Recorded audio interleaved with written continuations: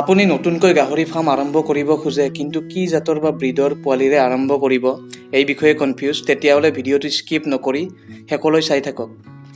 আপোনালোকৰ কিছু কনফিউজন বা সমস্যাৰ সমাধান কৰিবলৈ চেষ্টা কৰিছোঁ। নমস্কাৰ বন্ধুসকল, তালুকদাৰ পিগাৰী চেনেলৰ অন্য এক ভিডিঅ'লৈ আপোনালোকক স্বাগতম জনাইছোঁ। বন্ধুসকল, অসমত গাহৰি পালন ব্যৱসায় অতি লাভজনক ব্যৱসায় হিচাপে দেখা পোৱা গৈছে।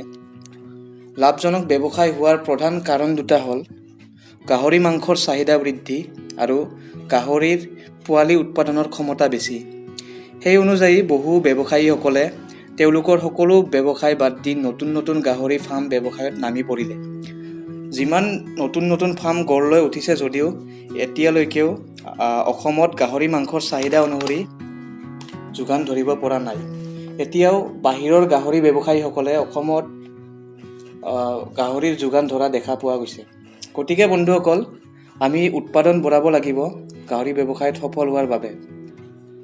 গাহৰিৰ উৎপাদন বা প্ৰডাকশ্যনৰ লগত জড়িত তথা আমাৰ লাভ অৰ্জন কৰাৰ ক্ষেত্ৰতো জড়িত অতি গুৰুত্বপূৰ্ণ কাৰ্যটো হ'ল গাহৰিৰ জাত বা ব্ৰীড। আজিৰ এই ভিডিঅ'টোৰ উদ্দেশ্য এইটোৱেই যে নতুন ফাৰ্মাৰসকলে গাহৰিৰ জাত বা ব্ৰীড বাছনি কৰাৰ ক্ষেত্ৰত সন্মুখীন হ'বলগীয়া সমস্যাবোৰ সমাধান কৰা। চাওক বন্ধুসকল, গাহৰি ফাৰ্ম ব্যৱসায়ত লাভ আছে ঠিকেই, কিন্তু লাভ আছে বুলিয়ে যে আপুনি বজাৰৰ পৰা যিকোনো গাহৰি পোৱালি উঠাই আনি গাহৰি ব্যৱসায় কৰি সফল হ'ব বুলি ভাবিছে, তেনেকুৱা হ'লে কেতিয়াও নহ'ব। এইখিনিতে বন্ধুসকল মোৰ নিজৰ অভিজ্ঞতাৰ পৰা এটা কথা শ্বেয়াৰ কৰোঁ আপোনালোকৰ লগত। মই যোৱা 3 মাহমান আগত দুটা পোৱালি আনিছিলোঁ। এটা পোৱালি লোকেল ব্ৰীডৰ আৰু আনটো পোৱালি হেমচিয়াৰ বা উন্নত ব্ৰীডৰ। দেখা পালোঁ যে লোকেল পোৱালিটো হেমচিয়াৰ পোৱালিটোতকৈ দানা বেছি পৰিমাণৰ খায়। তথাপিতো লোকেল পোৱালিটো হেমচিয়াৰ পোৱালিৰ তুলনাত ওজন আৰু গ্ৰথৰ ক্ষেত্ৰত 50% মানে হ'ব। অৰ্থাৎ লোকেল পোৱালিটো বেছি ভালকৈ গ্ৰথ নল'লে। গতিকে বন্ধুসকল, মোৰ অভিজ্ঞতাৰ পৰা বুজি পালেনে কিয় মই গাহৰিৰ জাত বা ব্ৰীড বাছনি কৰাৰ ওপৰত গুৰুত্ব দিব দিছোঁ। আপোনালোকৰ কোনোবাৰ লগত যদি এনেকুৱা এক্সপিৰিয়েঞ্চ হৈছে তেতিয়াহ'লে কমেণ্ট কৰি জনাবচোন। যদি আপুনি ব্যৱসায়িক ভিত্তিত গাহৰি পালন কৰিব বুলি ভাবিছে, তেতিয়াহ'লে আপুনি লোকেল ব্ৰীডৰ পোৱালিতকৈ উন্নত জাতৰ পোৱালিৰ ওপৰত বেছি গুৰুত্ব দিয়ক। কাৰণ লোকেল ব্ৰীডৰ গাহৰিয়ে মই জনামতে দানাও বেছি পৰিমাণৰ খায় আৰু গ্ৰথো অতি শ্ল' হয়। গ্ৰথ শ্ল' হ'লেতো আপোনাৰ দানাৰ খৰচ বাঢ়িবই, ইয়াৰ বিপৰীতে লাভো কম হ'ব।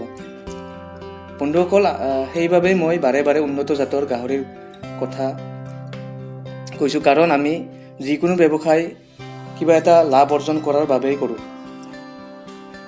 বন্ধুসকল, যদি আপুনি গাহৰি ফাৰ্ম আৰম্ভ কৰিব বুলি ভাবিছে, এতিয়া আৰু কনফিউজ নহ'ব।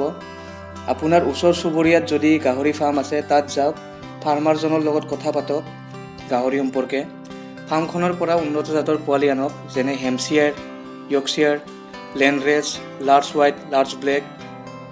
এইবোৰ জাতৰ গাহৰি অসমত সহজেই পাব। এই জাতৰ গাহৰিবোৰ অতি সোনকালে ডাঙৰ হয় আৰু ইয়াৰ পোৱালি উৎপাদনৰ ক্ষমতাও বেছি। কিন্তু বন্ধুসকল, এইখিনিতে এটা কথা ক'ব বিচাৰোঁ, এইবোৰ উন্নত জাতৰ গাহৰিয়ে কিছু যত্ন বিচাৰে। গতিকে বন্ধুসকল, গাহৰিবোৰৰ কিছু যত্ন লওক ধৈৰ্য সহকাৰে, কিছুদিন কষ্ট কৰক, পাৰিলে কিছু বৈজ্ঞানিক পদ্ধতিৰে পালনৰ চেষ্টা কৰক। তাৰপিছত চাব আপোনাৰ ব্যৱসায় সফল হোৱাৰ পৰা কোনেও বাধা দি ৰাখিব নোৱাৰে। বন্ধুসকল, ভিডিঅ'ৰ শেষত মই এটা ডিছক্লেমাৰ দিছোঁ। এই ভিডিঅ'টোত মই যিসমূহ কথা ক'লোঁ গাহৰি সম্বন্ধীয়, সেইসমূহ মই নিজৰ অভিজ্ঞতাৰ পৰাই কৈছোঁ দেই। মই কোনো গাহৰি বিশেষজ্ঞ নহয়, মই এজন সৰু গাহৰি ফাৰ্মাৰ।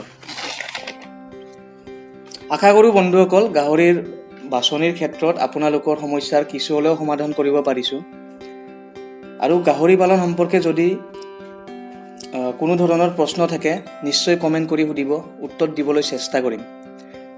এই ভিডিঅ'টোৰ দ্বাৰা যদি আপোনাক অকণমান হ'লেও সহায় কৰিব পাৰিছোঁ, তেতিয়াহ'লে তালুকদাৰ পিগাৰী চেনেলটো ছাবস্ক্ৰাইব কৰি ন'টিফিকেশ্যন বেলটো অন কৰি দিয়ক, যাতে ভৱিষ্যতলৈ গাহৰি সম্বন্ধীয় নতুন ধুনীয়া ভিডিঅ' আপোনালোকে পাই থাকে।